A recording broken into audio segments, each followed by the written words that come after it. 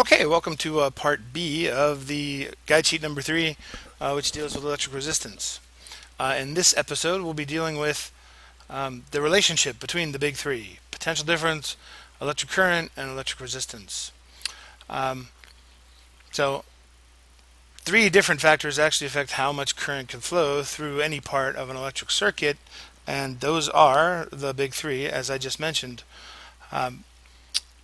In terms of the potential difference is a measure of how much energy that you gain or lose. So as the battery potential difference is increased, batteries provide gains in energy to the electrons, to the charge. They don't provide charge, they provide extra energy to the charge. By putting in larger and larger voltage batteries, or more and more of the same voltage batteries, we can make the current increase. By giving more energy to electrons, we can get more of them moving along through the circuit. Okay, the overall relationship is the current flowing through any piece of a circuit is equal to the potential difference across that piece of current of circuit divided by the resistance. So it's the ratio of the potential difference to the resistance. A couple things to note. It's the potential difference, so you'll see it's delta V. Okay, delta means change. So as you move around a circuit again, you go from higher potential, the negative terminal of the battery. The electrons will move then from there to the positive terminal of the battery, which is a point of low potential. The amount of potential change is what we call the potential difference, delta V. So it's really a subtraction between whatever 2 points you're interested in. The resistance is symbolized by R, but at the same time it's going to be measured in the unit called the ohm. For George Simon Ohm, the person who came up with Ohm's law, which is this relationship right to our left. The V, this is where it can get definitely confusing. Delta V for potential difference, no V's there. It's often referred to as voltage, and that goes back also to a person's name. Alessandro Volta built the first battery, so we call it voltage, but that's really just a person's name. It's not very descriptive, and we use the symbol V for the potential difference, delta V for the potential difference, and we also use the symbol V for volts, which is what we measure that potential difference in. So here's common usage has kind of gotten us a little confusing, so be careful with that. Something else that might confuse you is that the current, we can't use, as we talked about in the last episodes of electric current, we can't use the C because that's coulombs of charge. So again, they went to the French word for current, and that starts with an I. So the symbol is I, and it's measured in amperes, which typically is going to be shortened to an A. So lots of different letters being thrown around. You're going to have to get used to which one means what. Now this is essentially the controlling equation of the basic direct current electric circuits that we're dealing with. It's a lot like the second law of motion if you think about it. In the second law of motion, we have that if we add up all the forces on an object, that will be equal to the mass of the object multiplied by the acceleration of the object. So if we push an object with unbalanced force, we can get it to speed up, slow down, or change direction. The more massive it is, the harder it is to do that.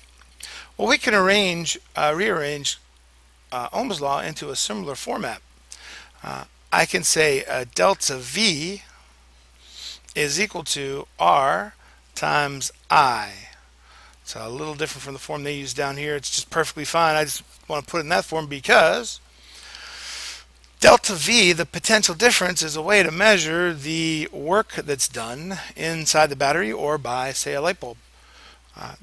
That's going to be, work is going to be, in this case, it's going to involve force. So this is similar to the force applied in F equals ma. Resistance, that's a measure of the opposition. It's harder to move when you have more resistance. In F equals ma, the more mass you have, the more inertia you have, the harder it would be to move. So it's got that in common as well. And then in terms of current I is the actual motion. We'll get more motion if we have less resistance and more potential difference. Same thing with acceleration. we get a higher rate of change of velocity if we apply more force, more unbalanced force, or have a smaller mass. So they share a lot in common there. If you can remember F equals ma, you should be able to remember Ohm's law. All right, we're just going to look at this set. This is kind of like when we worked with gravity. We just want to see how does the overall current, how is it changed by changing these other factors. Now again, it's always going to be the current is going to be based on delta V divided by the resistance. So potential difference divided by resistance. If we increase the potential difference, we'll get more current. If we increase the resistance, we'll get less current. They're inversely related for those two.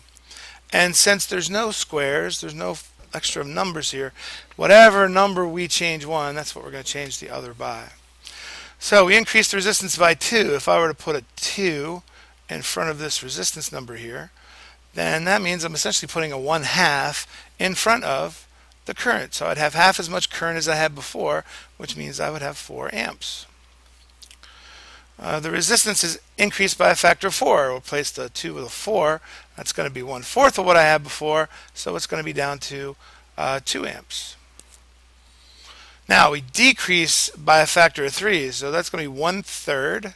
When you divide by a fraction like 1/3, it's the same as multiplying by the denominator, so it's the same as multiplying by 3. So we have 3 times as much current, which is 24 amps. The battery voltage delta V is increased by a factor of 3. So we're not changing the resistance, we're changing the battery voltage, the potential difference, by 3. Well, it's going to give us 3I again, which again is going to be 24 amps. Decrease the battery voltage. So now it's by a factor of 2. That means 1/2. Well, 1/2 of what we had before means 1/2 of the current, so we're down to 4 amps. Okay, now we're going to do 2. So we're going to take the resistance, increase it by a factor of 2. That means it's going to be 2 times the resistance.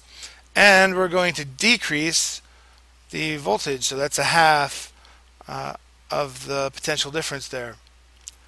Now, I am dividing by 2, so that's half as much. And then I'm multiplying by half, that's half as much again. So the overall impact is going to be 1/4 of the current, which is going to be again 2 amps. Then the resistance is increased by a factor of 4, so we're going to have 4R in the bottom, the denominator, and the voltage is increased by a factor of 3. Well, it's just what we did in total. We did a 3/4. We multiplied by 3 and divided by 4.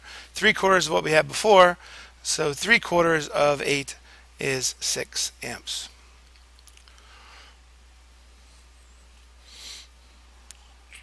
Okay, so again, we're going to use I equals delta V over R just to fill in the blanks of these 3 questions. If you don't like doing the algebra, you can always use a little trick that where we form everything into a triangle, and it's the current is equal to the potential difference divided by the resistance. Okay, so an electrical device with a resistance of 2, so I have 2 down here. 2 ohms has an electrical potential difference of 6 volts, 6 volts up here. What's the current? Well, the current is going to be 6 on top of 2, so it's going to be 6 divided by 2, which is going to be 3 amperes. Resistance of 3 ohms, so this is going to be 3 ohms, has a potential difference of, well, we don't know the potential difference up here, when the current is 4 amperes. Well, we've got 4 and 3 next to each other, so we're going to multiply. 4 times 3 is 12 volts. That's the size of a car battery. And the next one, the electrical device with the resistance of how many ohms, so we're going to be looking for the ohms over there, has an electric potential difference of 120 volts. So we're 120 volts up here. And pressed across it, the current in the device is 6 amperes. So we need 120 is over top of 6. So we're going to divide 120 by 6. Don't break out your calculator. It's just 12 divided by 6 is 2. And then there's an extra 0 available. So that makes it 20 ohms. And that's how we would use Ohm's law to determine the amounts of potential difference, current, and resistance in various forms of electric circuits. So this is part 2. We'll wrap up part 3 and move on with power and energy.